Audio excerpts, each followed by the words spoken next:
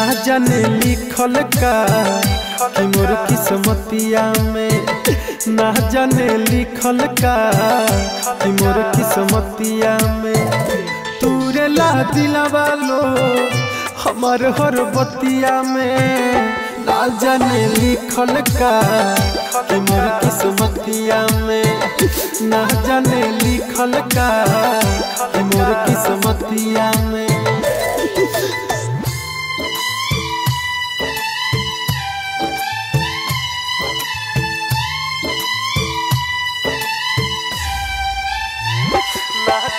Music by Shashi Bhushan स्नेही।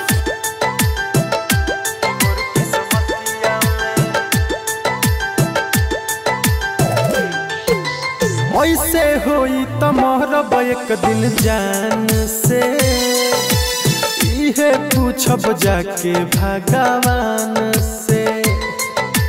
काहे खातिर दुनिया में भेजवला हो, लिखल ना किस्मतिया मोर ध्यान से।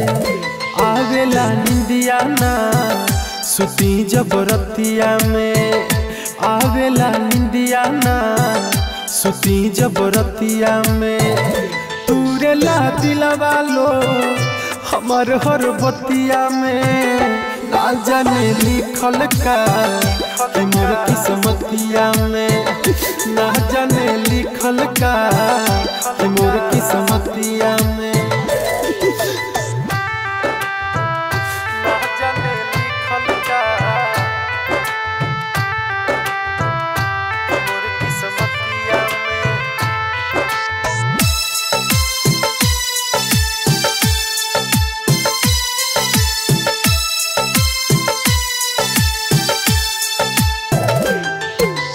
रोवत रही दिल में बेतना गम हो, कितना दीपक सहेला सितम हो।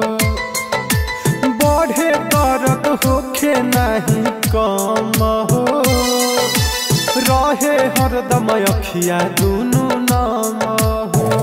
राइटर मनोज हो जिहिले दुर्गतिया में, राइटर मनोज हो जिहिले दुर्गतिया में।